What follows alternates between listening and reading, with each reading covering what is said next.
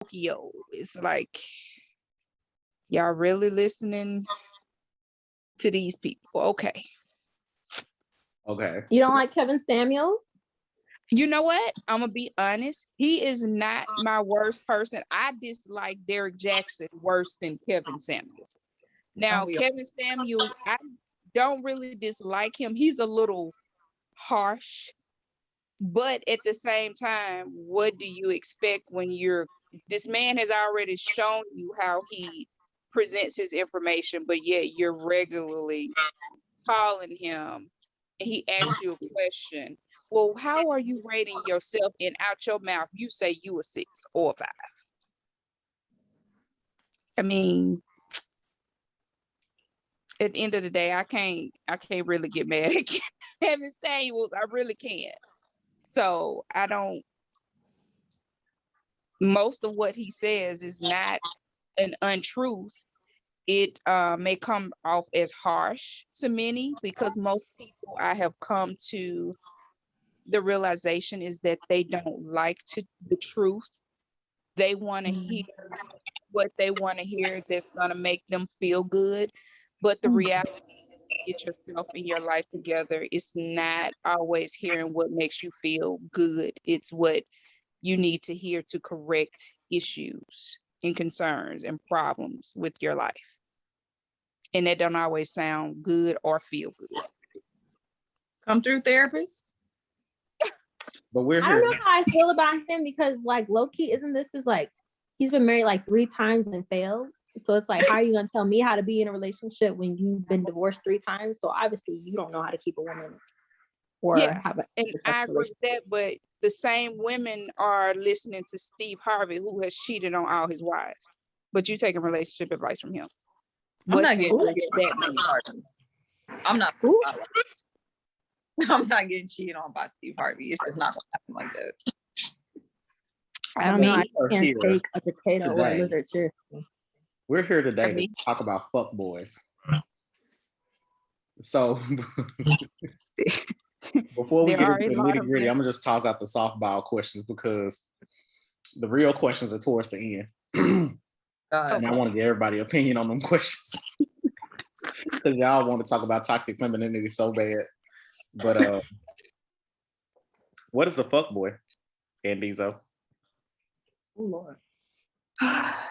To me, a fuckboy is one who does not take accountabilities for his actions, right, wrong, or indifferent.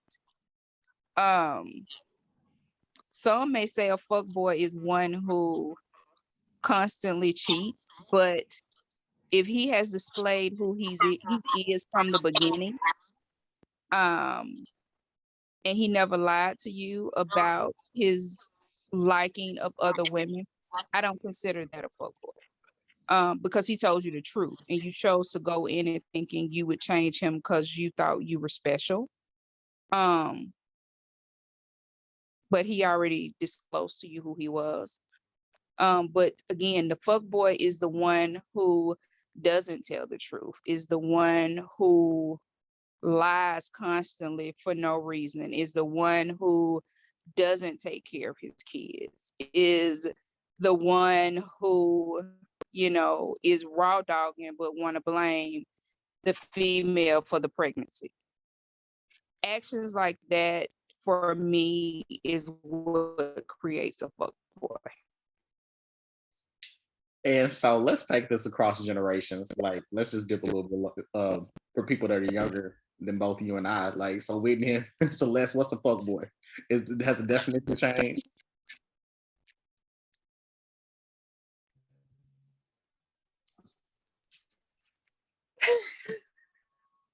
I can see her face.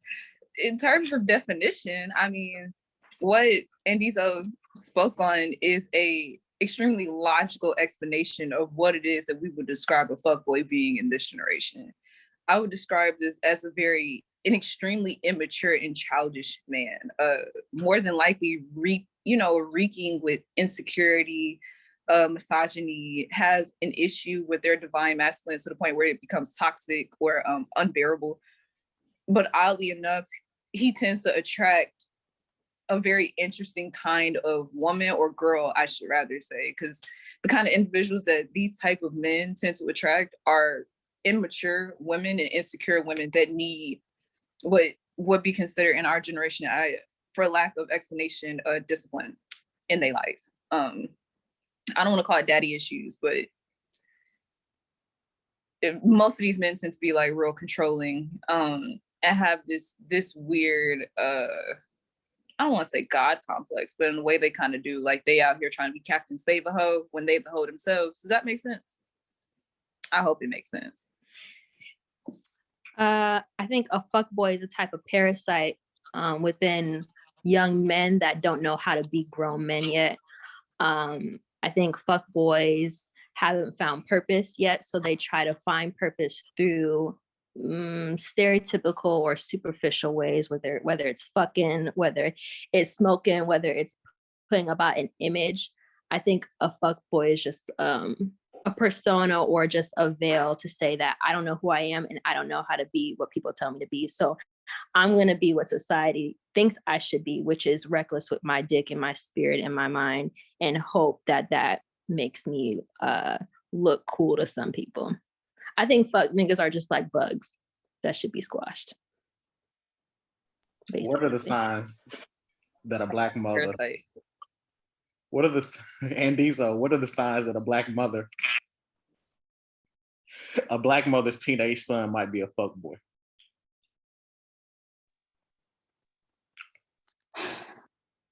The signs that her teenage son may be a fuckboy.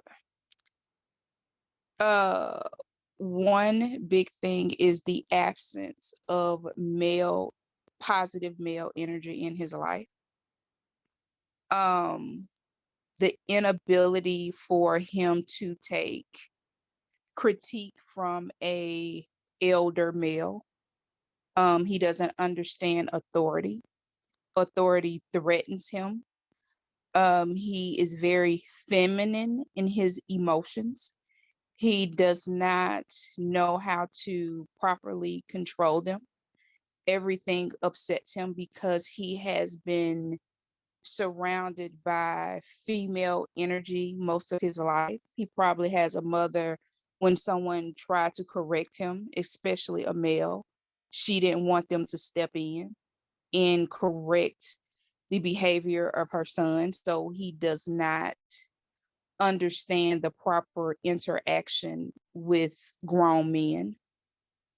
So I think that is one of the biggest issues that is creating fuckboy behavior, and he has so much female influences in his life that it comes out in his emotions, and he doesn't know how to have a proper relationship with a female. So for the ladies, what do y'all agree and disagree with that? Agree and disagree with what she said? I don't disagree with anything. I would add on to that. I would also say that it's mothers not teaching their sons responsibility or accountability because they do it all for them. So they never know how to be independent. I would say I would add on to it. It's definitely an add-on. You did not speak no lies, and I mean, that's the truth. And to add on to what Whit just said, it has a lot to do with these mothers not teaching their sons responsibility, or for that matter, these women in general tend to be rather misogynistic themselves, and therefore teaching these traits and these habits to their sons. And their sons go into these situations because this is what your mom did. You expect every other woman that you come in contact with to do this for you as well, not hold you accountable unless you do whatever the hell you want to. You mess up and it's okay. You don't have to take responsibility for your actions. It's just, it's really some foolishness and some fuckery going on, because then whoever these men end up having to raise a son when that's not their job. When you come into this situation, you're expecting a partner, not a child. And you often end up coming in contact with children because they're immature and they don't know how to fucking act. Every time they get mad, they lash out, they do whatever it is they're gonna do. They may cry about it. They tend to be the most sensitive ones too. I don't know why. If they don't do nothing else, the fuck boy gonna cry. But but I'm saying, but that is the biggest problem. You're doing everything for your son. He's not emotionally grounded, but yet this same woman with a daughter, you raise your daughter to be a pit bull. They raise us with harshness, real aggressive, like we're not coddled as much as a boy is coddled, especially when it comes to like a predominantly feminine household, meaning like a woman raised the household instead of a man. Like, girl, you're responsible for everything, even the things that you are not responsible for, but versus a boy who is not expected to do much at all. And that really stems from the woman growing up the same way and then turning around and treating their household the same way. Your mother treated you this way. She taught you that this, and that is that. You was probably raised by a misogynistic woman your damn self.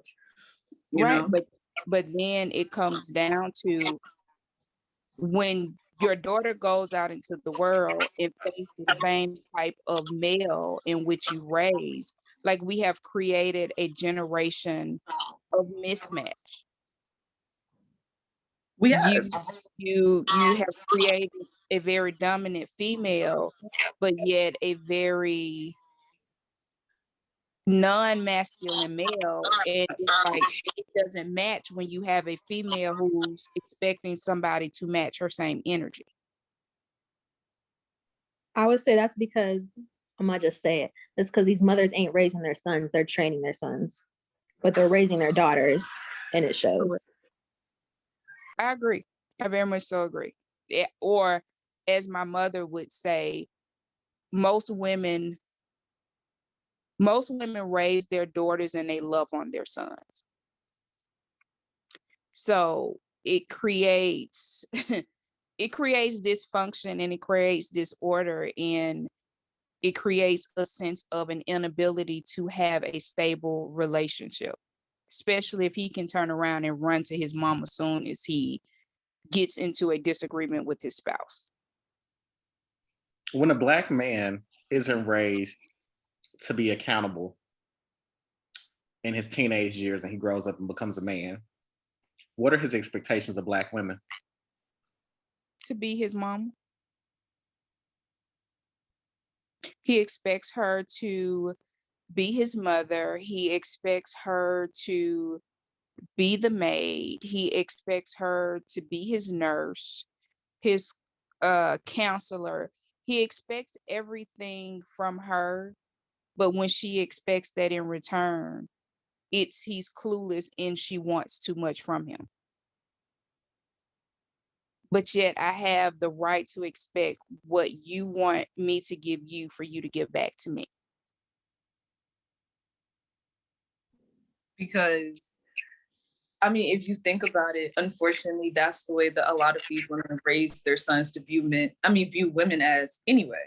You know, when, I don't know if y'all have ever experienced this, but I've often realized or recognized the fact that when these sons talk about a girl or decide to bring a girl home to this woman, she could be rather hostile, depending on who this girl may be.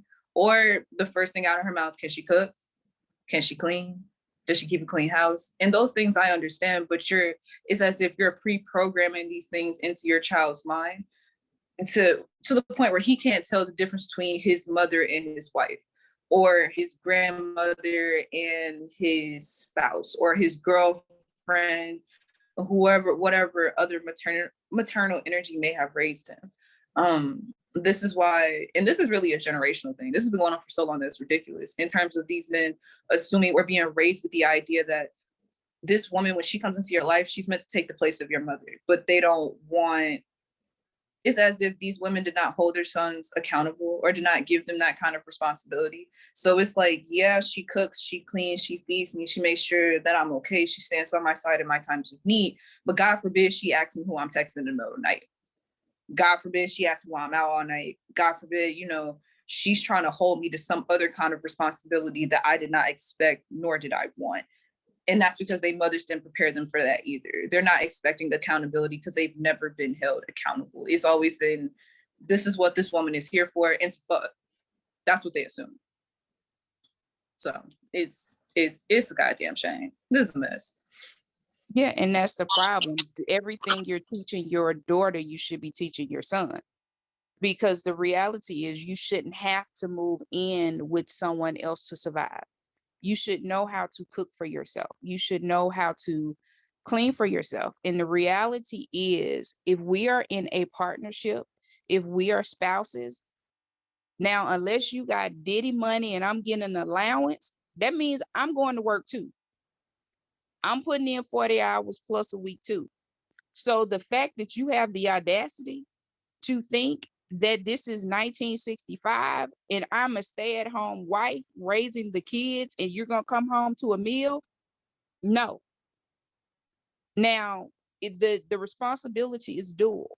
So if we both get off at the same time, okay, we will share the responsibilities. You may cook today, I may cook tomorrow, we may eat out on Thursday.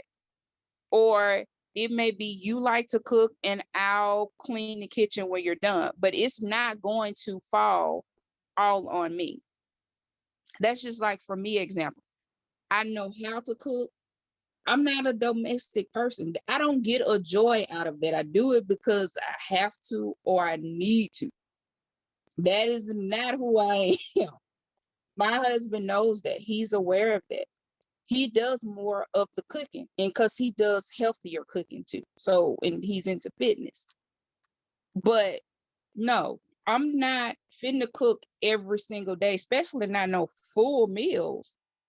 If I'm putting in 40 hours, you putting in 40 hours, oh, we gonna work this out, because otherwise somebody gonna be hungry or we gonna eat out a lot. Cause I'm not doing it. I'm just not. But I mean, if that's the case, let's talk about how this generation, okay, how you just said 1965, right? At least back then, men was bringing home some cheddar. This generation broke. These some broke little boys. These are broke boys with high expectations. Can we talk about that? Like, you want a 1960s wife that you're not even willing to marry. You want wifey energy because that's what your mother raised you to believe, that that's what a good woman is supposed to be. And you ain't even, boy, if you put talking about you have to be their piece when they are home on the game all day and you are the one at work working 40 hours. If you don't be my piece, motherfucker, what are you talking about? Why are you on the game all day, not doing shit, but talk about me being the piece? Shouldn't you be taking care of the household while I'm gone? I don't understand that. And you want this feminine role, but don't want to be the bitch, basically. I mean, but we could just go back to basic things. Number one, the cost of living ain't the same no more for both of us not to be working. That's just the reality. I don't care how you bring it in. I don't care if you hustle. I don't care if you self-employed. I don't care if it's W-2. I don't care. But the reality is the cost of living is not the same.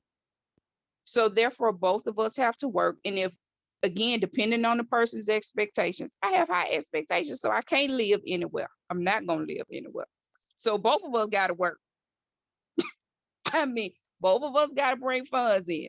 Now, our money may not, ain't got to be equally matched, but we need to be able, when you by yourself, you need to be making enough money where you knew you by yourself, that same standard.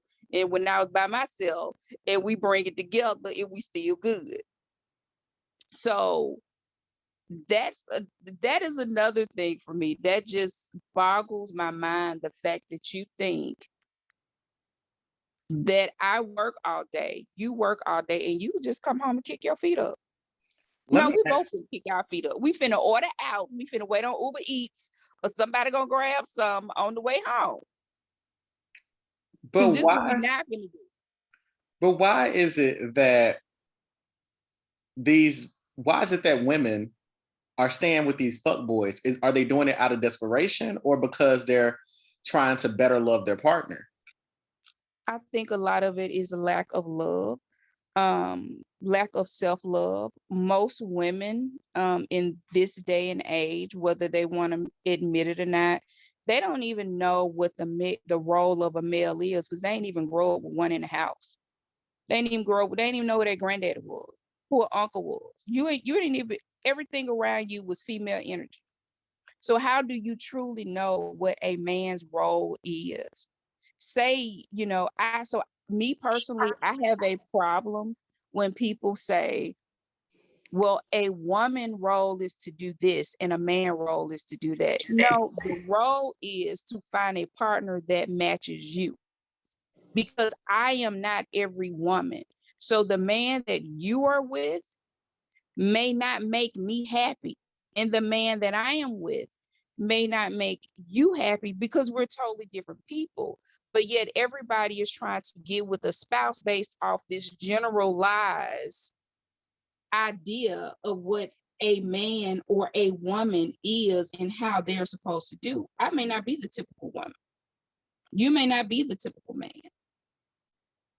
So I think once we get rid of that generalized role of olden day and olden time, like we just spoke about before, people want to say, well, my grandmother did this and my grandfather did that. Well, first of all, you not the man your grandfather used to be, and you damn sure ain't the woman your grandma used to be. Your granddaddy probably got a couple grandkids out there that y'all don't even know about. Your grandmama knew, but they kept it secret. Are you built for that? Can you handle that? Are you the type of woman who can look the other way as long as your man is taking care of the household? Are you built like that? Because if you want that man that was like your granddaddy, you probably gonna have to be the woman who looked the other way. Are you capable of that?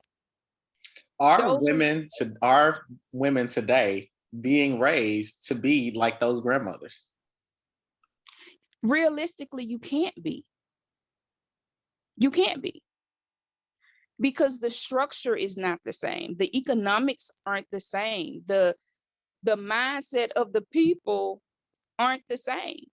You can't expect a man of that time, but you're not a woman of that time. And vice versa, you're not a woman of that time, so you can't necessarily expect a man of that time. Now, if you are a woman who like, you know what, I just want to be a homemaker. I just want somebody to take care of me. I just want to have my kids and raise my kids. What my husband, as long as he don't bring it home, I don't care. I ain't built like that. That's just me. I'm not built like that. Because it was 3 things on my ain't finna list. You ain't finna put your hands on me. I'm not finna stay with you and you cheating, and you ain't finna talk to me any kind of way. Those are non-negotiables.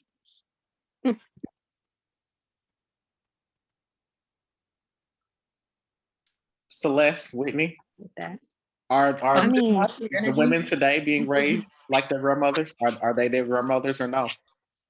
No. Opposite. The things that were deemed acceptable back in that day are considered the word is not blasphemous. The word is considered shameless, I guess I should say, for lack of a better word. Like, I completely respect women of this generation for coming out of their shells and destroying what we would consider social norms, to women that are out here having OnlyFans and shit. I wish a woman would have tried to have an OnlyFans back in like 1976, 1960 something, you know what I'm saying? At some point in time, a woman would have been killed for some shit like that and can still get killed for shit like that in other parts of the world. So I have complete respect, especially as a woman that grew up where women did everything. It's been very rare, if ever in my life, I'd have never seen like a grown ass man come through on some responsibility. The women in my family get everything fucking done. So I see what you mean though, because that raised a very aggressive woman, me. You see what I'm saying? But in terms of women being raised how their grandmothers was, definitely not, because the shit my grandmother was putting up with, I would have been in jail for. In a heartbeat too, smiling my mustache. It couldn't have happened. I understand it to a degree, but I also saw where back then insecurity in women was a problem then too, because I can understand this man taking care of the household, but you're still sleeping with this man, you're still producing children with this man. He can take care of you and you not be doing any of that, as far as I'm concerned. It's very much possible. So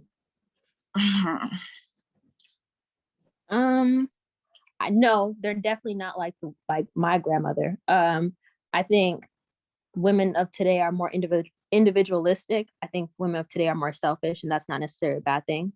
But I feel like we went from one side of the spectrum of being all about a family and a man and needing a man, to now we're on the other side of the spectrum where we don't need a man at all. And neither side knows the balance of choosing yourself, but also choosing a partnership too. I don't think that neither side understood a healthy dynamic of a relationship. It was either all or nothing. And so I respect both sides equally, because my grandmother grew up where family unit was important and legacy was important. And I still think today that's something that is a virtuous choice. But it came with a cost, which was sacrificing oneself for the family, no matter what. Whereas this generation, I respect them because they're more bold, they're more daring. They're not afraid to say, I choose me and that's enough. And I respect that too. But you're choosing yourself at the price of your family. A lot of women today want kids on their own and don't understand the consequences of being a single parent, because they think they can just do it all by themselves. And now they're raising these fatherless children. And now a cycle is continuing where these men don't know how to be men, or these women don't know how to be women within their relationships. So it's a give and take. I prefer the women of today because I am the woman of today. But it's not to say I don't respect my grandmother's generation for making those choices, because I understood why. We have to think of the times too, you know. It's not like women back then could be on their own anyway. So you have to choose a family dynamic. And hopefully, you know, that family dynamic doesn't include abuse, sexual abuse, physical abuse, verbal abuse. And then you have to think of, if you were Black then, like, good luck making it out on your own. You needed a community. So I don't hate that choice. It's just we're trying to evolve more as we know. I agree. It's definitely in our world, people don't seem to understand the medium. Everybody goes too far this way or too far that way. And it's like, medium is okay. It's okay. Like, anybody who knows me or been around me, I am a direct person. I'm not a mousy person. But yet I allow, and I'm okay with my husband being the husband.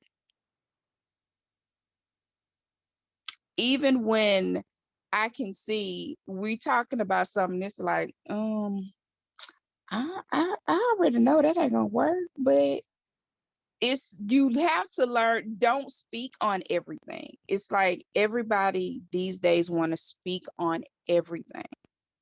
It's okay not to speak on everything. But to get back to what I was saying, for instance, he could be saying a decision about something and I could be like, that ain't gonna work.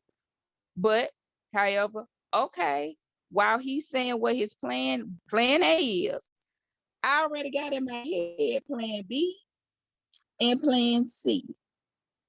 And as we're going through this, I already know I'm the neck. He's the head. The head gonna go wherever the neck turns it. You just gotta know how to do it in the right way. You don't have to try to match your spouse masculine with masculine. It's a way to get things done. It's a way. It's a way. As they say, more gets done with sugar than with shit. It's a way.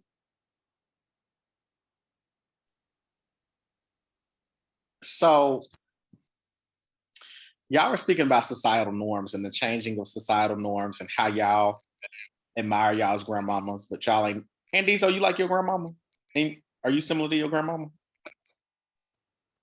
In a lot of ways, yeah. Mm-hmm. Well, who is responsible for creating fuckboys? Societal norms of masculinity, or the women who date and accept them? I think it's both. Well, tell me more.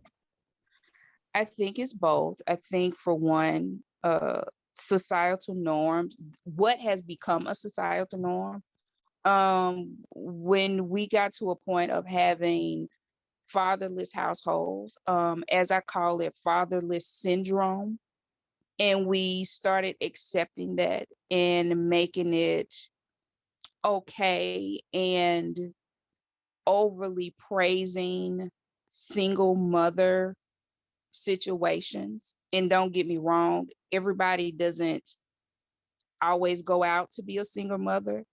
However, a lot of us don't want to take responsibility in the partners that we pick.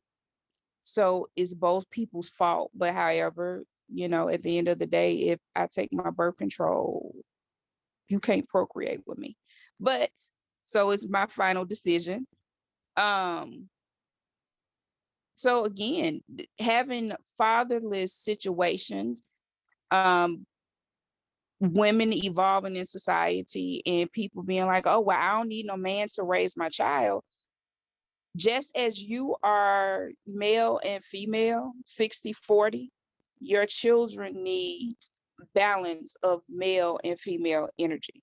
So if you have a mother who is overly emotional, if that is your household, if you come from a household, your mama got all sisters, all you got is aunties, or if you did have an uncle in there, he wasn't really around because he wasn't really trying to deal with all them females.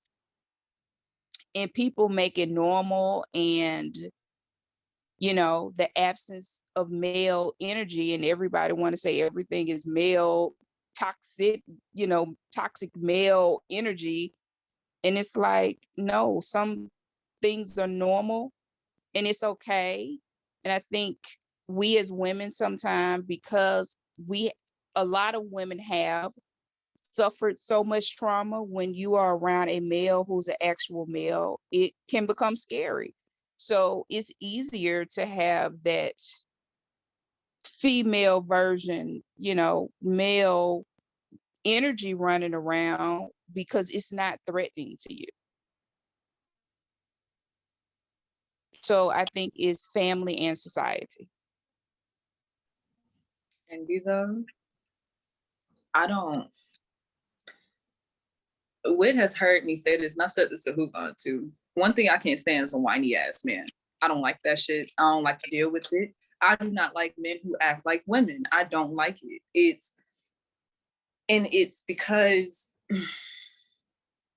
it has a lot to do, going back to the discussion that we was having before, it has a lot to do with the way that these men are raised and the environment that they're raised in. Unfortunately, the kind of women that produce men like this end up having these deep-rooted issues with men or the divine masculine anyway. But for some reason, it produces this opposite effect where they pour all of this love and attention and affection into this child.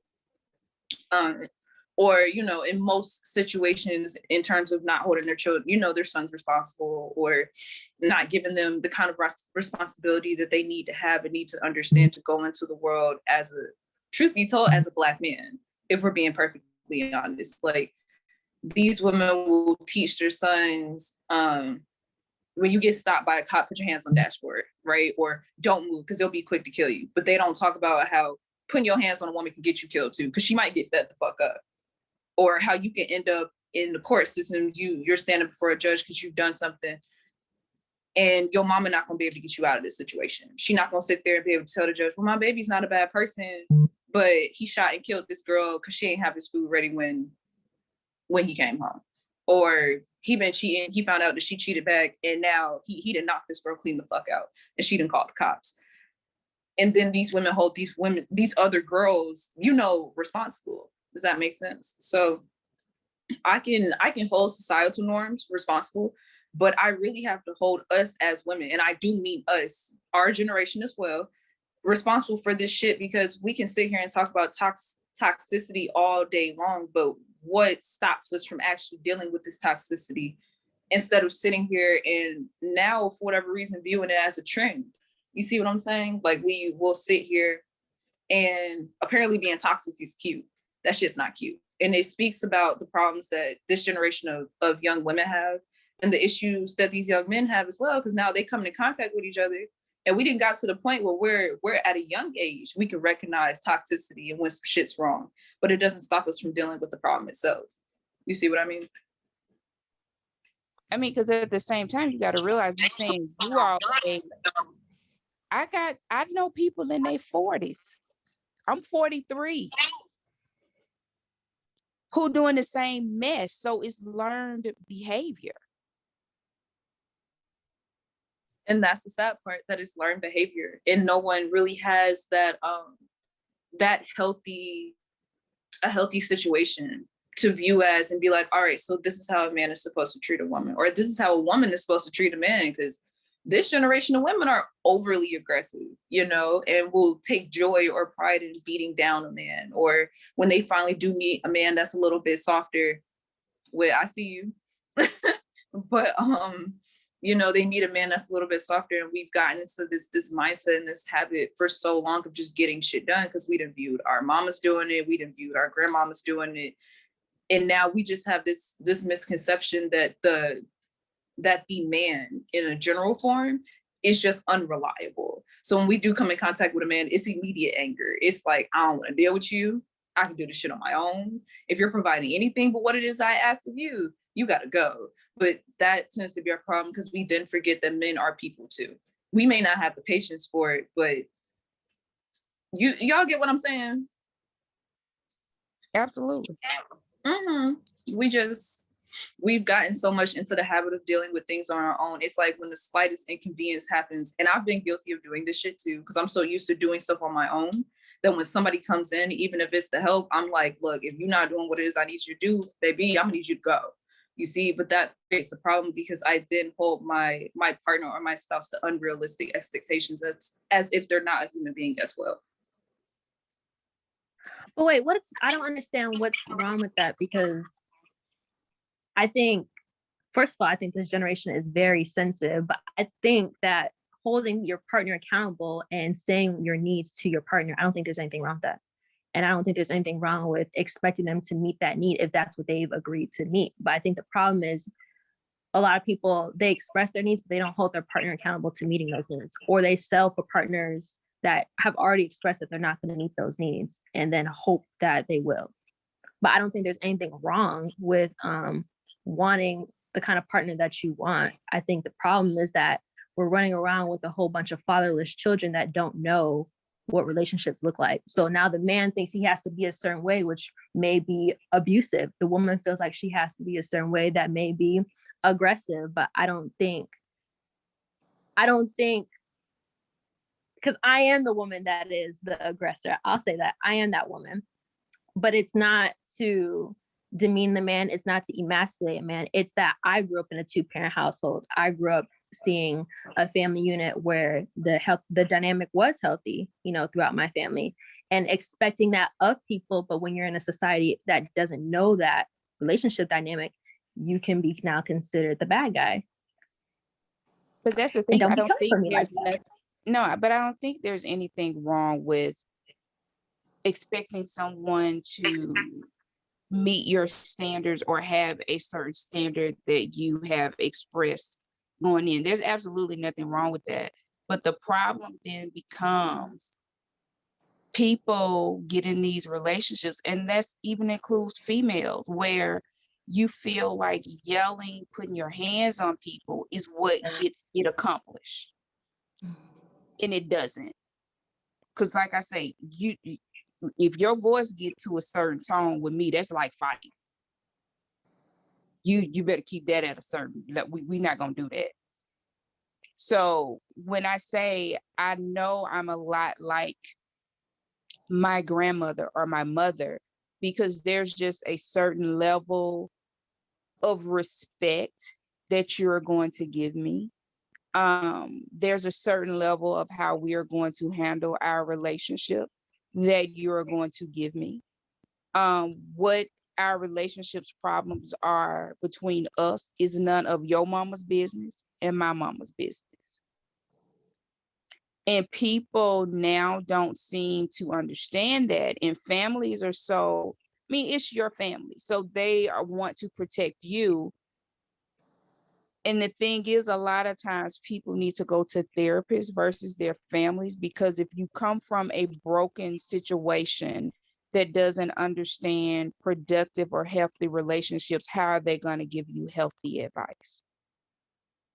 And I think that's a lot of the problem. You have people giving advice that's from unhealthy situations, raised in unhealthy situations, and they don't see the error of those negative situations within the household, and they continue to pass that on to people, and it's not productive. You know, so a lot of us, I was blessed enough to come from a situation where my mama didn't take shit. She'll tell you, I'm out. I'm not gonna be subjected. My kids not gonna be subjected. Nah, I'm gone. And when my mama left, it wasn't no talk about they was going back out or that person was. No, my mama was done. And I'm the same way. I don't need to keep your number in my phone for what? We ain't got nothing to talk about. We don't need to rekindle nothing. We don't need to do nothing. You know, my grandmother and my grandfather had 60+ year marriage. My aunts and uncles had 50, 60-year marriages. Did they have their problems? Absolutely. But I saw and was blessed to have examples of multiple people with the long relationships, you know, good, bad, and indifferent. And to see that and to be able to take from that and say, okay, I am willing to apply this in my relationship. And nah, I ain't doing that one. So I was able to have examples to compare and contrast and to say what I am or what I would or would not allow in my life and personal relationships. And most people don't have that. I completely respect that. And just going back to what you were saying about there's nothing wrong with having those expectations of your partner. But I think especially us as women now, because we're so, it's as if we don't need a man for this, this, and this, but we want a man for this, this, and this, because we are still women and we do have these emotional aspects of ourselves, right? But when I talk about being unrealistic, I talk about we'll sit here and make up this idea of what we feel like this spouse is supposed to be, because we have this expectation of what it is that we feel like we should be. So holding our partner to these unrealistic expectations that we have in our head, that they're not going to mess up, that, or we tell ourselves, well, he can mess up and I would be okay. But when they do mess up, it makes us so angry that we're done with the situation at that point. We don't want to hear anything about it. And we revert back to this. It's fine. I can get this shit done myself. I am guilty of doing this. It creates problems because then it creates an issue within myself where it's like, I feel like the issue is this other person when a lot of this issue is deriving from myself. Does that make sense? Yes. And Okay. plus, I think Soleil did in one of her podcasts, I can't remember which one, but I think she hit the nail dead on the head when she made the statement where she said, you know, she's had friends or people who have met guys, everything that they wanted, but when they actually got with that guy, they automatically put him in the friend zone. It's like you had the good guy. The good guy came across you, but you were so used to toxic behavior or unhealthy behavior. You got the guy you needed, but you friended him. Because, girl, he was boring. that's how they thinking about it. Because, girl, he boring. But Celeste, I think that goes back to what you said about people thinking toxicity is cute. And so a lot of what people convince themselves is boring is actually stability, you know, and then it's like you get freaked out. You're like, no, he's corny, but it's like, no, he's not. He's everything you claim that you wanted. And then you come in grips with, or you come in face to face with it, and you're like, no, that's my friend. So what's going on with that worthiness issue where, and I don't think we can just brush it off as youthfulness, because I've seen women 30s, 40s do this, where it's like they're not happy in a relationship if there's not drama there. And then it's like, once that drama gets to a point where it's too much for you, then you want to run away. This person is toxic, they're evil. But you saw all these red flags in the beginning. So going back to accountability, why is it that you went running towards the red flags instead of sitting in the discomfort of the things that it is you claim that you want and asking yourself, why is it that what I want makes me uncomfortable? You know what I mean? I don't know. No, I totally get that, because like you said, they're comfortable in the hecticness of what they're accustomed to, but yet they're uncomfortable in what can bring peace and stability into their lives. It's immaturity. Everybody wants what it is they feel like they want, but they're not ready for that yet, which is why women will get with these good men later on down in life after they dealt with all these other situations and cheat. Because you say that this is what you wanted, but you were not, you felt like these other men were not ready for you, and you were not ready for what it is that you've been praying for so long. You keep attracting this toxic and negative energy because, truth be told, that's what you really want. It goes beyond just being comfortable in it. That's what you prefer, you know? And then a lot of women, we don't even talk about the fact that both women and men have this weird God complex where they get with these people and they feel like they can save them or whatever. Nigga, that ain't your job. That is not your job. You'll fuck around and destroy yourself trying to save someone else. I agree. How you gonna fix someone when you're not fixed? Right. And what are you gonna do when that person identifies the problem within them and they fix themselves and you no longer need to save them? That part. And then they're whole and they want somebody else that's whole, and you spending all your time fixing everybody else, and they may not want to stick around and be with you after that, because they once they actually outgrown fix them. You know what I mean? You're not working to grow along with them.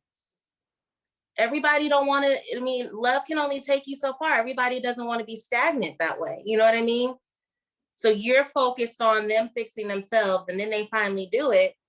What makes you think that now that they're fixed, that they want to be with you broken? You know what I mean? Like, this is the expectations you have for your partner. You have to have those for yourself, and you have to be in work and growing with them at the same time.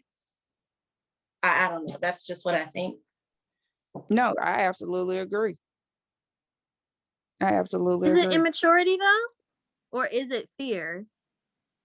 Because I don't think it's immaturity. I think people are very much so aware of like, this person isn't good for them, or they're very much aware that they're comfortable with toxicity, but they're just scared of what's on the other side because they don't know what that could bring them. They don't know that that comes with work. They don't know that comes with stress sometimes. They don't know that that comes with them questioning how they grew up or how they thought relationships should be. I don't necessarily think that that's an immaturity thing.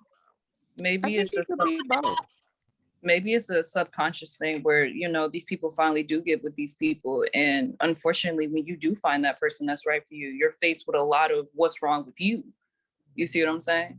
So you end up having to deal with, you know, God didn't put this person that you've prayed for in your life. Now you have to take a step back.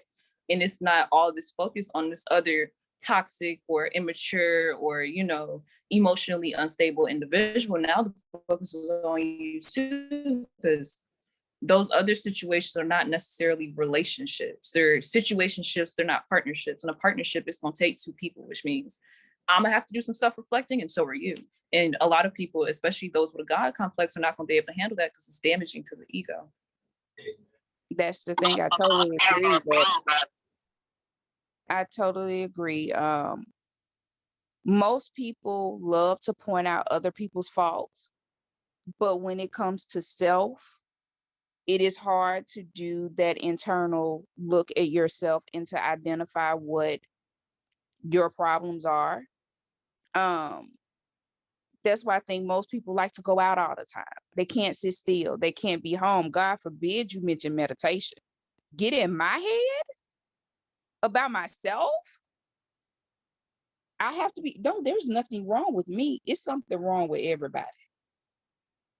Some more than others, but it's something wrong with everybody that everybody needs to work on. And the biggest thing I will always ask people to let me know what space they're in, especially if they're getting out of a relationship. Oh, he did this. Oh, he did that. She did this. She did that. What did you do? What you mean? What was your part? It's two people in a relationship. So it doesn't end because of one person. Even if your part is allowing the other person to do too much, what was your part? So that's the biggest issue, people doing self-reflection work. Most people don't like to do that. Another question, which is, why is it so difficult for some Black women to identify fuckboys that are in close proximity to them? And when we're talking about close proximity, we're talking about their fathers, brothers, cousins, and their sons. They can identify them. They know who they are. You know, like I would tell anybody, when it came to my brother or my nephew or whatever, I'll be like, oh, they a good ass daddy. You don't want to get with them in their phase and they like right now as far as a girlfriend or a wife, because they got hoe syndrome. Now, and that's just me. Now they're older, so they've found the partners that they wanted and they've gotten out of that phase. And if you would ask them, well, why did you do that? And you know, they let me. They let me. Like my nephew would be like, they let me. All I know, if I messed up, all I had to do was go buy him something. And I was willing to pay the price of buying them. So it's like, okay, I fucked around on you. You gonna get mad, I'll go buy you a Louis purse. And you happy till I fuck around again. Okay, I'll go buy you, something else. And you're gonna be cool for the minute. Like, they know these people in their lives. Again, I'm that person. I am honest about myself. I'm honest about each individual in my family. So, but everybody doesn't want to feel like they are a part of creating that product. And it's like, no, you were a part of it. You treated your son as if he was your man versus being your son and holding him accountable as your son. He was not you treated him as your space filler because that man never came along. So now when you do date somebody, he don't even know how to handle it. This weird ass attachment that these mothers have to their sons is strange and it's uncomfortable, because I'm not gonna say, I understand a boy needing his mother. I do feel like a boy needs his mother, right? But in the way that these boys need their mamas is not right. It's uncomfortable, and the responsibility, if these men don't feel responsible for no other woman in their life, they feel responsible for their mama, responsible for their mother's decisions, responsible for their mother's happiness. And that attachment is so unhealthy to the point where he's like, if ain't nobody else got me, my mama got me. I understand that, but building unhealthy attachments like that is not safe. And then this just goes back to what we were saying earlier about these sons expecting the same kind of relationship, because little do they know they have a very, technically an inappropriate relationship with their mother anyway. So now that they subconsciously already have this lover idea, they expect the next lover that they have to be like their mama, to pamper them, to shower them with love, affection, attention, to not hold them accountable or responsible for the things that they should be responsible for, but to do all these other things in terms of completely taking care of this individual as a whole spirit. Nigga, that ain't my job. That's not my job. It's weird. Y'all need to feature on the Golden Hour as an episode, because we need to talk about this. It's weird. It's a bit of an Oedipal complex. So, like, for instance, how my mama raised us, right? My brother was the oldest out of us, and then it was 3 girls. However, My mama would always say, so with my mom, my brother know how to do everything we know how to do. My brother actually cook better than all of us. My brother know how to cook, clean, wash, all that. She like, no, if you on a woman's couch in her house, that's because that's what you want to do. It ain't what you got to do. But she always raised us. Once you leave this house and you enter into a partnership with someone else, that is your first priority.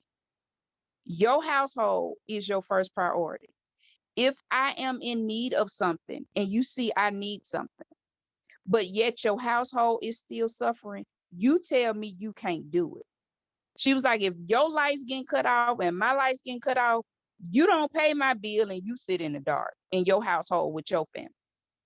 She was like, that's not how you handle that. So that's how we were raised. It's like, yeah, you look out for your mama, but you make sure your house cool first. But most women are not doing that. They're making their sons think if you take care of your household first, you wrong. It's like, no, you are a grown individual who birthed me. You should be resourceful. You were resourceful throughout my childhood. What happened now that I'm grown? You better talk to him and he's look, because not to mention that they raise their sons to not hold their mothers responsible either.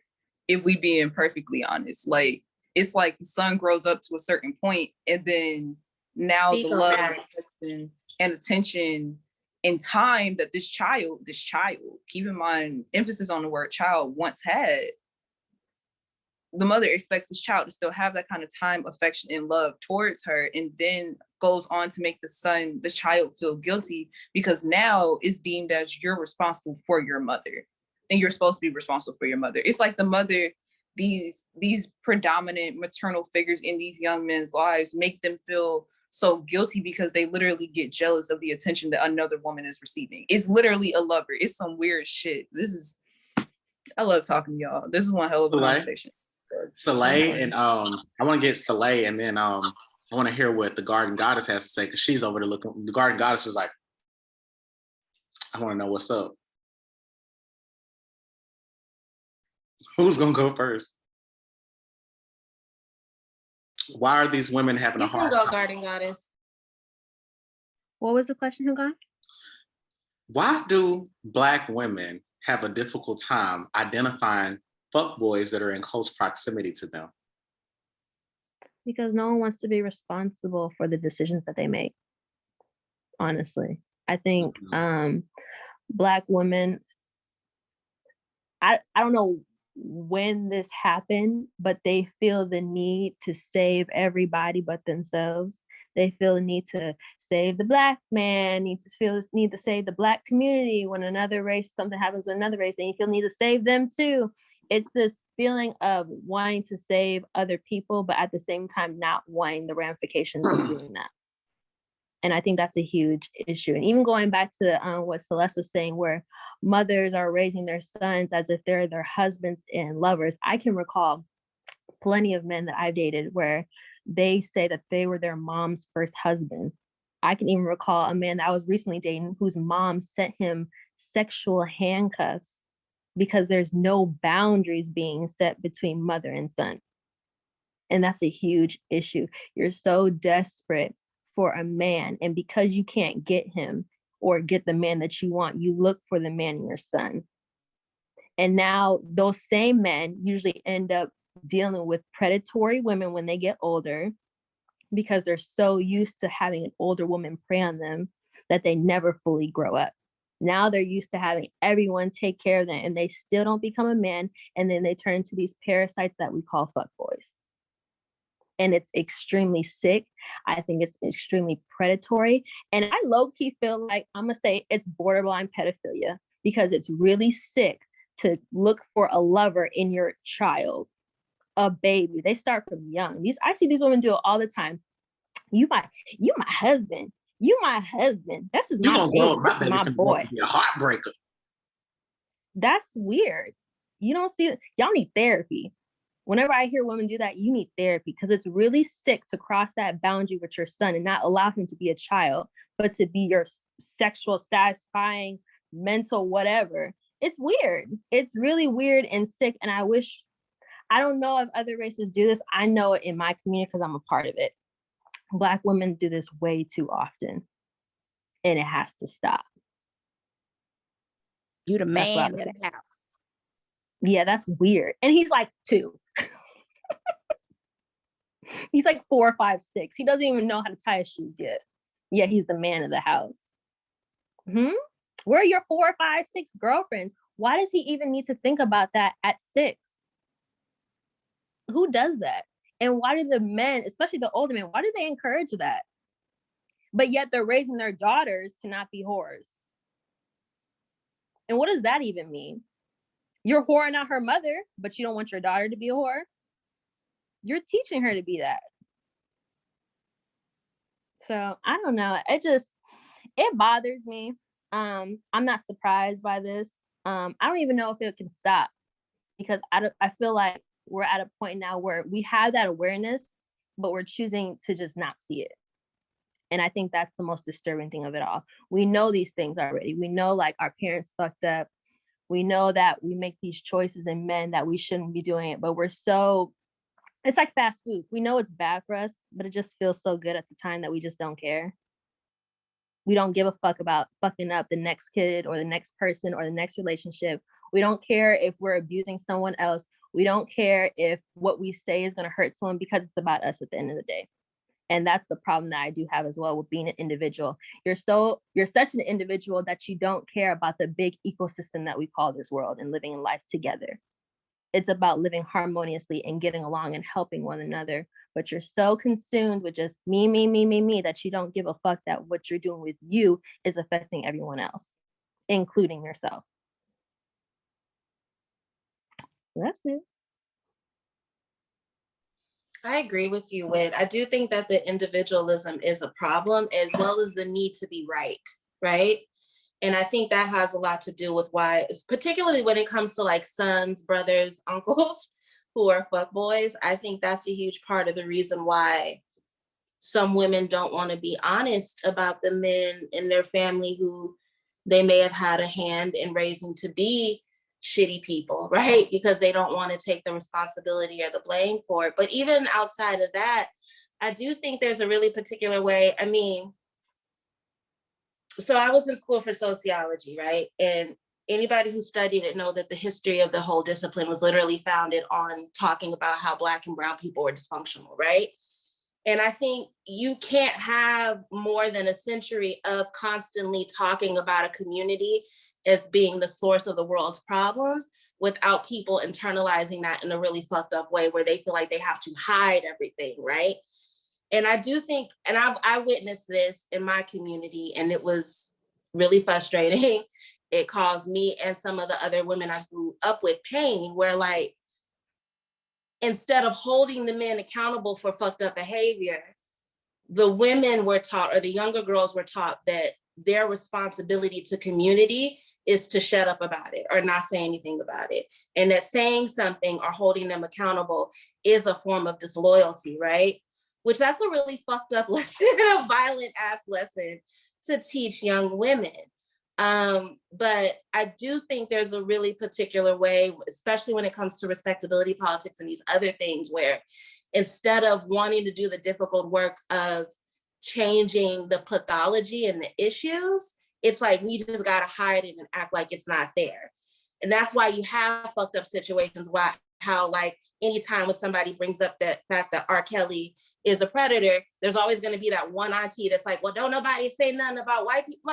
No, that does. Why are we justifying rape? Like, rape is rape. Like, they all need to be in prison. But that's the source of it. It's like this fucked up, well, because the world has ostracized us in this way, we have to be a hub in which we don't tell them when they're wrong, without stopping and thinking about the broader damage that does to a lineage, to a bloodline, to a community, right? So.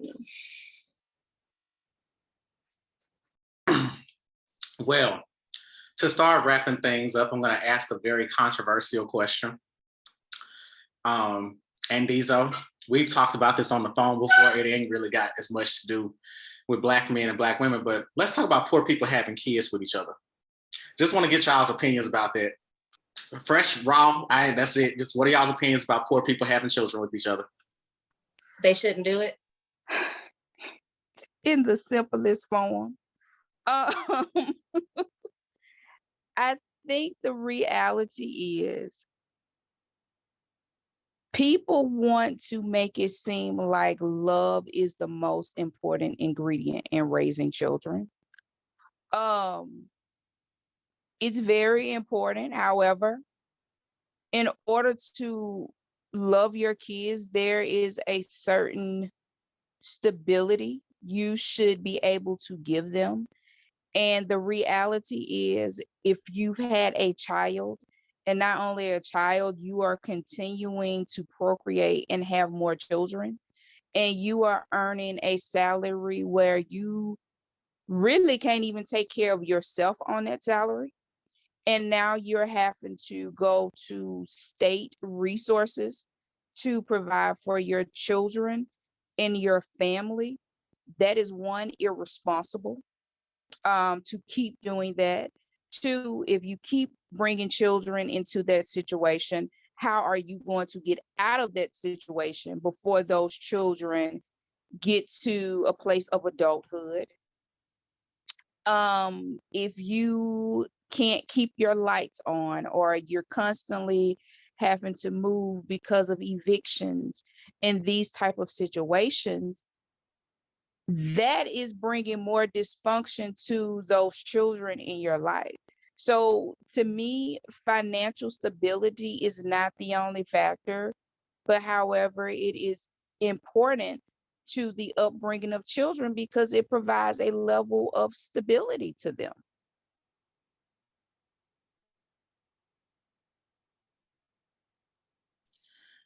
Soleil, you said they shouldn't. Do you want to say a little bit more? That was just enough for you?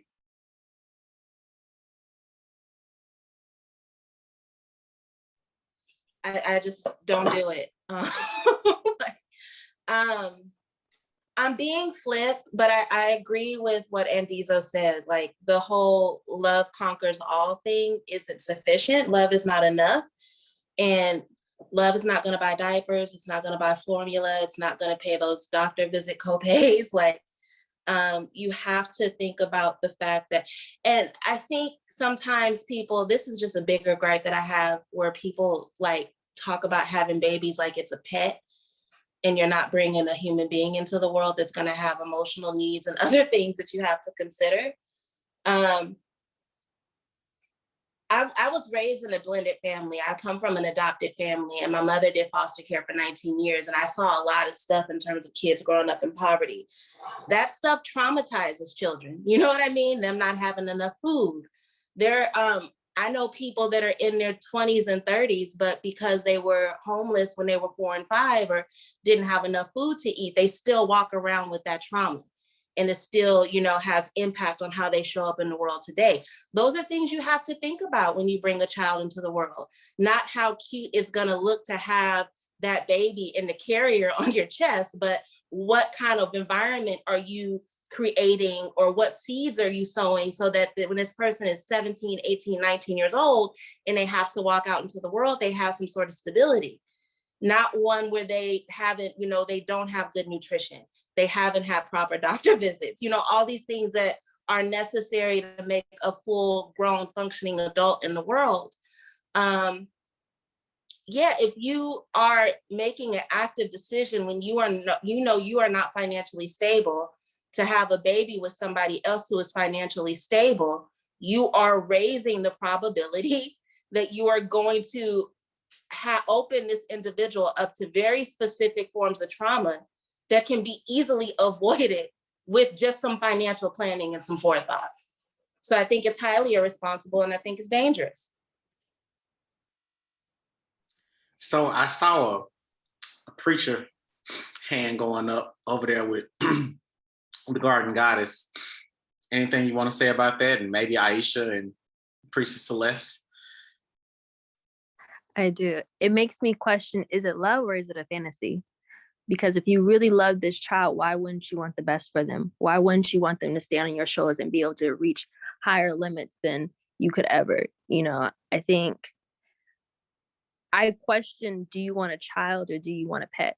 Do you want a child or do you just want someone to unconditionally love you because you don't love yourself and you couldn't find anyone else to love you? So you need to bring in something to fill that void.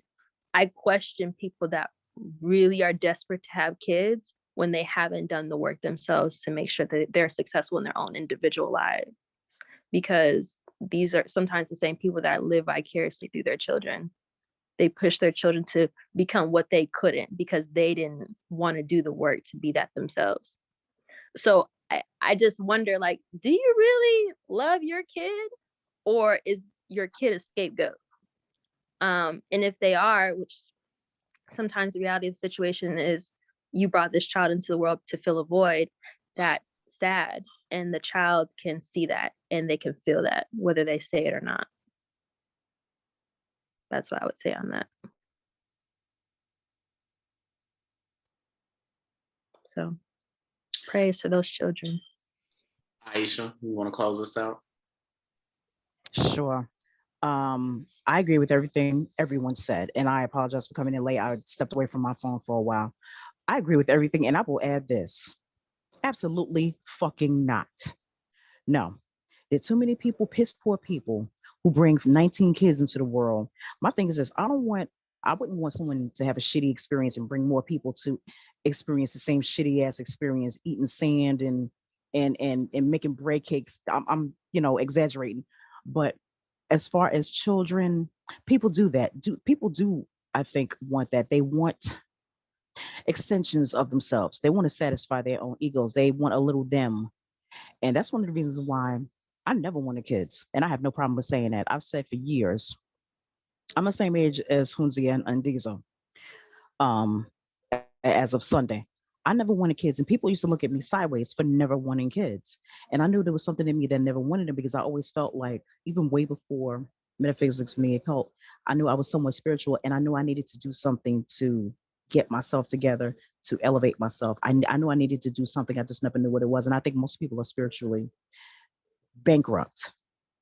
And I think also it's a matter of self-preservation. Maybe people feel like they need to just spit out a bunch of kids, or just have kids, period, because they married someone or they found someone, or they think this baby will strengthen their relationship with this particular person some way. And a lot of times it drives that person away, makes that person resentful of them. I do not think people with little means should reproduce. That's just one extra mouth to feed. It's one extra strain on that relationship. Is extra strain on the person's health and rest. And I just don't think it's a good idea whatsoever. If you don't have strong morals, if you don't have strong spirituality, if people are in touch with their ancestors, if people are not even, let's just say, religious, even though I have a problem with religion, I don't agree. I think people need to work individually and collectively. Like I said, I agree with everything everyone said. Everything is important, fuck boy or not, and the women who encourage it also. Because a lot of us, I think, with regard to women who have them in their family, I got fuck boys in my family, fuck girls too, but not mine. But for people who, I think people let their love for these family members and people they consider family or whatever cloud their judgment severely. And that's not good, because let that person get on your nerves and then everything comes out. You fuck boy, you this and that, because that's what they really feel. And that's all I can say. I mean, in all honesty, that just, we had this discussion during Sophisticated Sunday one time recently, if I'm not mistaken. I will not have my children having half of their lineage be weak ass ancestors. That shit's not gonna happen. It's not gonna happen. And I'm not going to depend on my husband for my financial gain and stability and well-being, because I know that with or without a man or a spouse, whatever it may be, my children need to have the things that I know that they're going to have, because their mother, for lack of a better word, their mother is a beast. I can't fail. And if I was to sit here and to lay down and to have broke dick going inside of me, and procreate with this broke dick and then put my children in that predicament, I failed as a mother. I can't do that. I cannot sit here and allow my emotions to get in the way of the generational wealth and dynasty that I'm building. I'll be damned. It's just not gonna happen. And my husband actually had a question for y'all because he's been listening to this conversation. His question was, what age should a mother pull back the reins or back off in these situations in terms of raising her son? I mean, that's your child and you will always love them. I think it all starts in the rearing when the child is young. Certain behaviors and habits, it starts with the raising of your children when they're young. It's the same thing as when it's the little smart mouth girl when she 3, everybody laughing and think it's cute. But when she 14, everybody ready to bust her in the mouth. So you have to correct behaviors or not start behaviors when they're young. And as Whit stated before, when you're talking about, oh, this my little man, this the man of the house. He 4. How he the man of the house? He can't even pay a bill. What are you doing? Like, why are we having the conversation of, girl, he got a little girlfriend in kindergarten? No, he don't. It's a girl in there that's a friend. Ain't no girl. No, what are we doing? We have to not start these bad behaviors early. People think it's cute. No, it's not cute. It's not okay, and it shouldn't be acceptable. So I would say certain behaviors need to not be started, period. And other behaviors, you have to gradually, as he's getting to that teenage age, you have to start pulling back and letting those reins go.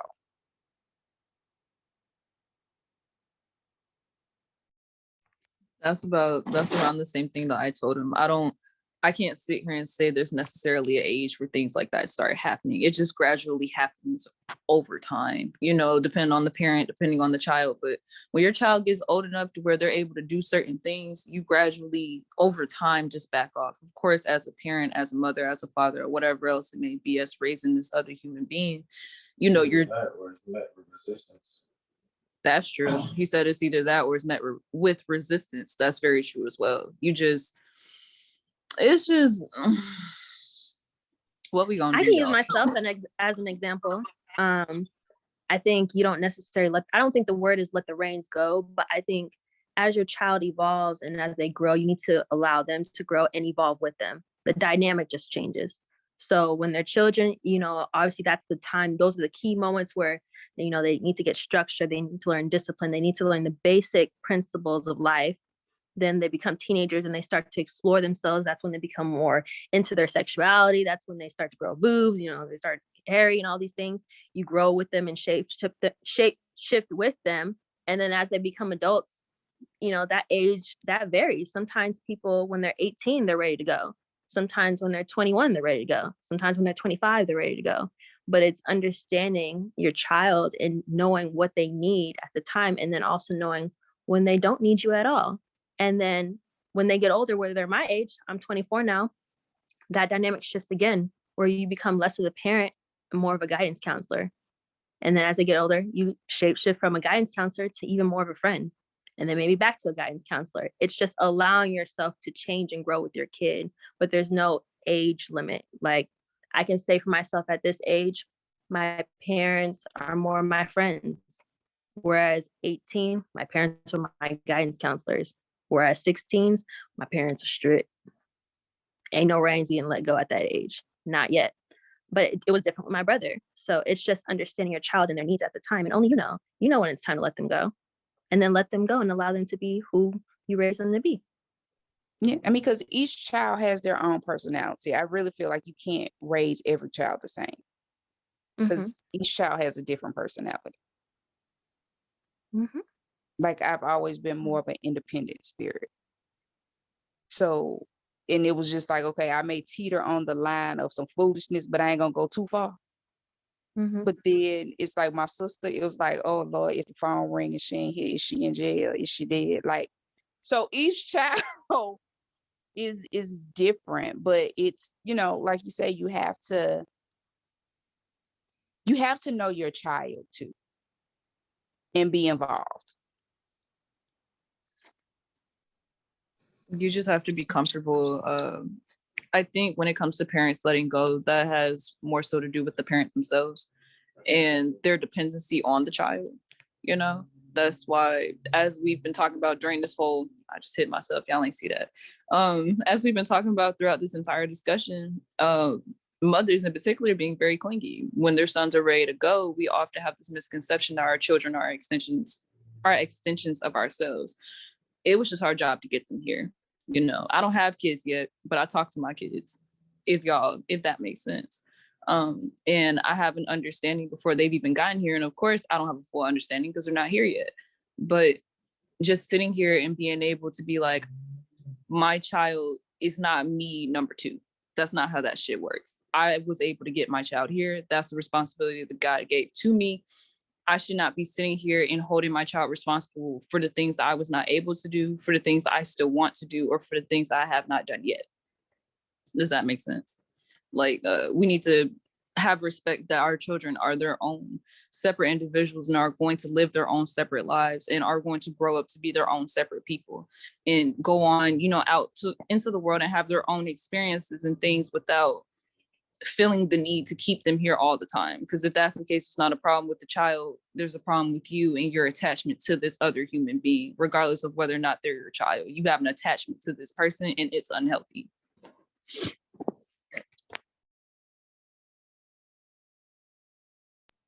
Completely agree.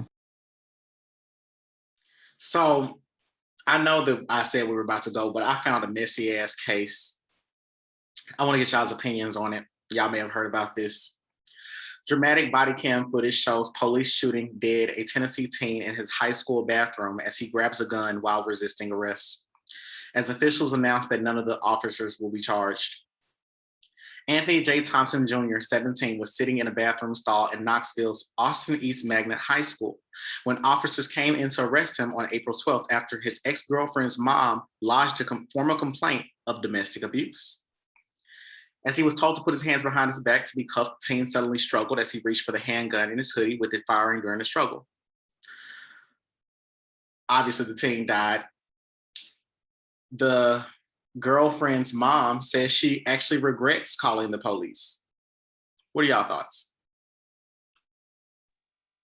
To make sure I heard you correctly, he was in the bathroom stall at school and he had a gun on him and he pulled the gun on the police. No, when the police were putting his hands behind his back, he reached for his gun or something, and then they saw the gun and shot him. But the police were called because he had been physically abusing someone's daughter. Like, he was in a relationship. So you better be glad I called the police, because either way it was gonna go, you was gonna die.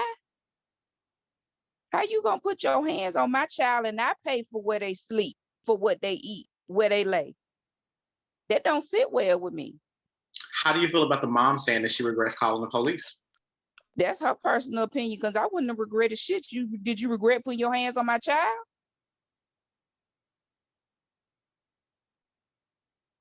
Can we get any other opinions? I immediately heard from it, right? So the story that was produced, somebody ain't telling the truth. But regardless, ANDEZO, I'm rocking with you on that one, because I'll hit a little nigga with a car in a heartbeat.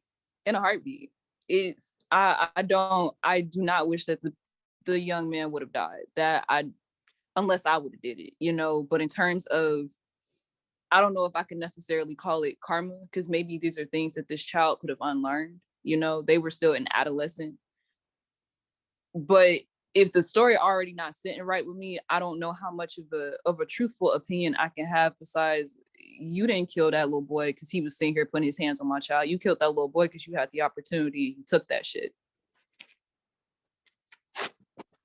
I mean, she couldn't have predicted that. So I don't understand why you can't predict that happening. No one knew who was going to have a gun, in his bag. I don't know if she's looking at it as a child losing his life, another Black, young Black man losing his life. She may look at it like that. But at the end of the day, it sounds fucked up, but don't put yourself in a position where you give people a reason to kill you. Too, we have to be aware that, okay, you're a young Black man, the police are here, you're going to reach for your gun during this time? Is that really the smartest thing for you to do? It would have been smarter just to let yourself get arrested. And then as a mom, if you fuck up my daughter, I don't give a fuck what happens to you. I'm so sorry about it. Sorry to this man, sorry to his mama, but that's how the cookie crumbles. The mom says, she loved him. She really did. He was a good kid. He had dreams and goals, but he had some struggles. They both had gone through a lot of things, and as a parent, I felt it was necessary to protect her after I saw things were heading in the wrong direction the last few months.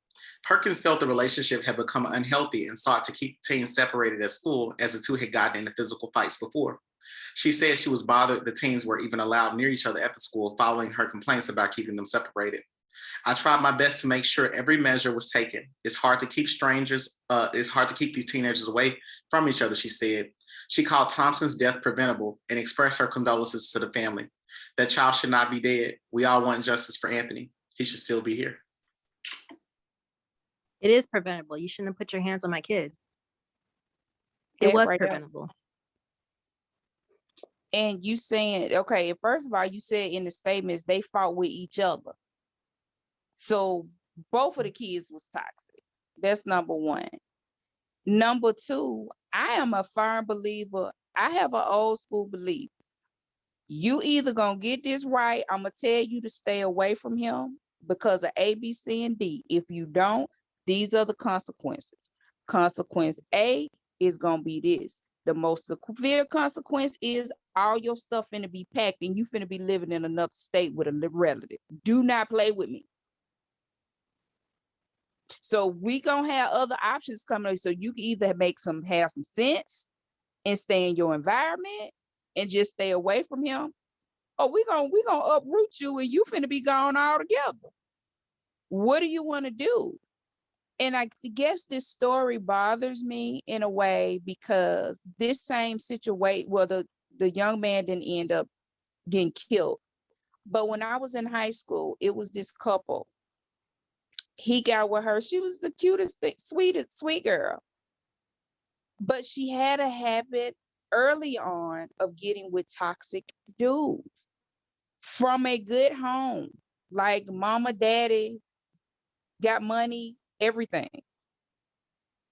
When I say he would beat her ass every day in the hallway, take her car, all of these things.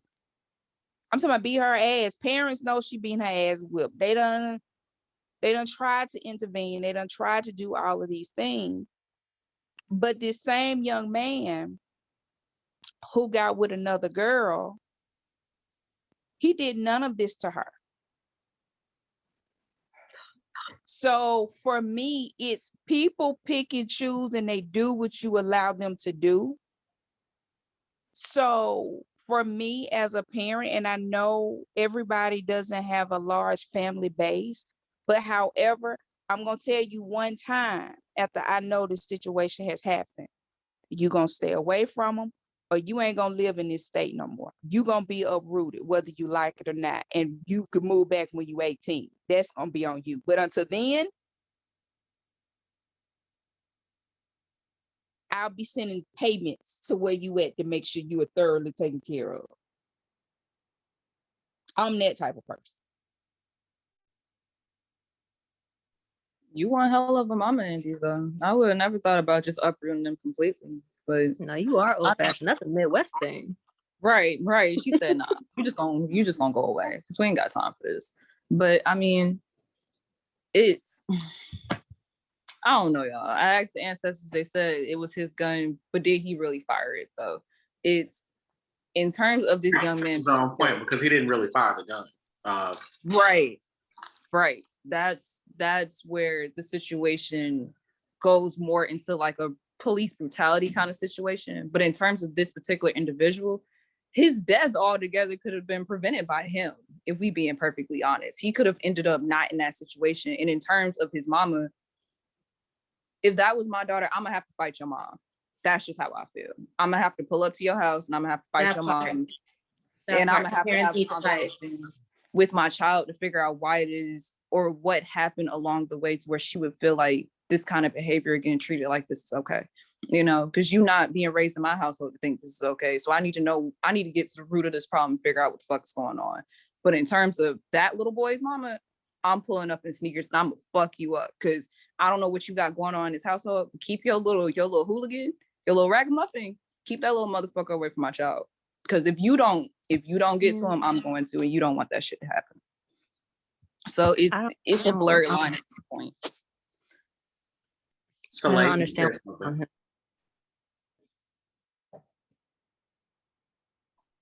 did you want to add anything, Soleil? Teenagers get in line if they see parents smack each other. And I'm not being silly, like that works. The whole like, I'm not gonna hit you because I'm a child, where's your mom at? Like that gets people in line.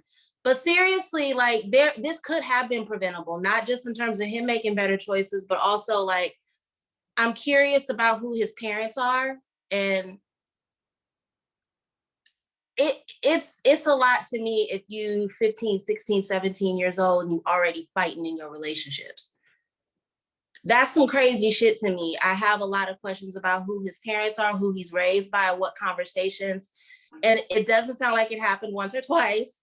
So when it happened, what conversations, what kind of like standards were placed after that? Like, yeah, there are layers to the ways that this could have been preventable. And a lot of it has to do with the rearing too. Yes, he should have made better choices, but what were the adults in his life telling him about his behavior and whether or not it was appropriate, you know? I don't know. But yeah, smack his parents. I think that works. Parents need to square up more often when the kids get out of line. Hugon, did his parents have anything to say? Where are they? I'll do a little bit of research. Let's get Aisha. Let me see if I can find his parents' statements. Okay. I won't take too long. I agree with Kunzi ANDEZO. Yeah. Yeah, there's a problem if you put your hand on my kid. I totally agree with Priestess Celeste. I agree with everyone because there's, with these things, they're not cut and dry. And you can look at these things from different angles. And there's definitely, I don't agree, not intuitively, but of course, we know these police lie. And they always have to come up with of what they're going to say. Then their PBA or whoever is going to step in. And then there's some, investigation. So of course, that didn't sit right with him having a gun on him, but he didn't fire it, but they killed him dead. I'm sorry, they killed him. That doesn't sit right with me because, Skittles and iced tea. And so his death was preventable in the store. However, causation is a real thing. So had he not been violent toward her daughter, and I have a separate thing to say about that. Had he not been violent toward her daughter, of course, her mother would not have had a concern. Quickly, we have a separate issue besides fuck boys. We have these fuck girls, these little teenage girls, or just girls or women, period, who think it's okay to put their hands on men. And they know these men won't hit them back because they know they're either too respectful toward these females, or they know they're strong enough to where they will mop the floor with these females. And we have a problem with our hands too, with some of our girls. So I definitely heard you say that they both put hands on each other. That shit isn't cute. It's not cute whatsoever. I do agree with what you said, Garden Goddess, about the mother feeling bad, because unfortunately that's the thing also. It's kind of like a Stockholm thing with us, where it's like, that so-and-so is a molester in the family, but you don't want to embarrass the family, or the whole family goes to this church, so you don't want the church finding out, or, I'm just using that as an example as far as that's another Black man dead. That's my, that we just have too many complexes with us with regard to toxicity and holding it in and no snitching and letting shit pass. And it's just too much, and a lot of stuff requires introspection that we are not willing to undergo. And that's all I have to say. I'm going to mute now. What more so agitates me is the fact that 9 times out of 10, his parents are not going to view it that way, and they're not going to hold him responsible for the part that he or they played in the situation. It's going to be this whole justice for Anthony thing. No young Black people or people in general should not be getting maliciously murdered like that for the hell of it. But is there any lessons being learned in this situation? Is anybody going to hold responsibility for the fact that this young man, not little boy, this young man grew up thinking that this shit was okay and there weren't going to be any consequences? Don't turn this into a Black Lives Matter kind of situation. And unfortunately, in a way, it kind of is, but it's not though. You need to now do self-reflection because your parenting skills, don't want to throw this on them, but your parenting skills got your child killed. His girlfriend was biracial. His mom, his girlfriend was biracial. The girlfriend's mom is white. All I could get was a statement from the aunt, and the aunt was saying that she was very sad. That's all.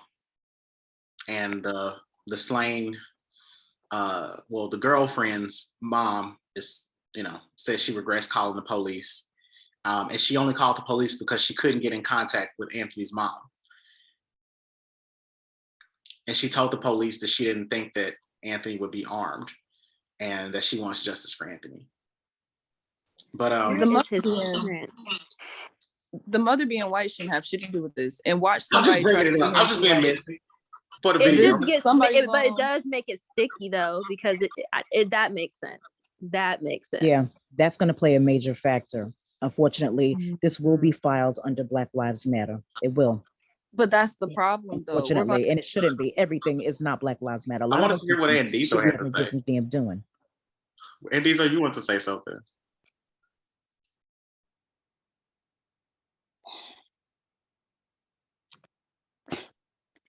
If it wasn't that serious, why you just couldn't wait till the mama got out of work when you called her a little bit later and talked to her? If I called the police, that means I feel something is serious and I need it to be handled right now. I'm not gonna just call the police because I couldn't get in contact with a parent if I'm like, I know we can work this out. Respectfully, ANDEZO, you're not white though, and white women call the police for everything. I'm not being facetious. Like they really think that the police is there for inconvenience.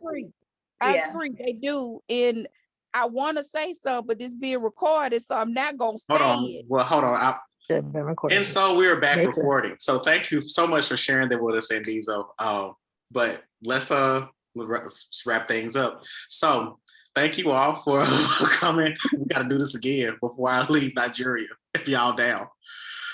So tune in next time for another episode of Sophisticated Sunday, where we answer the question: does having a baby by someone that you've only known for a few months help to increase the intensity and the intimacy of the relationship? Does it help you all to stay committed?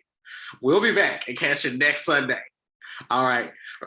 I've been your host for today, Dr. Quintaria Shakir, and I've been here joined by Maze Soleil, Aisha, ANDEZO, Priestess Celeste, the Love Goddess, and the Garden Goddess as well. I am so glad that you all came and did this. It was fun. It was funny as fuck. I can't wait to upload it into these different parts and share it with people. This was great. I really love y'all so much. And I leave you all with these words of wisdom from the rapper Dreezy. Gave mercy to these hoes. What would Jesus do? I've been your host for today, Huganzo, and remember, the truth is always collaborative.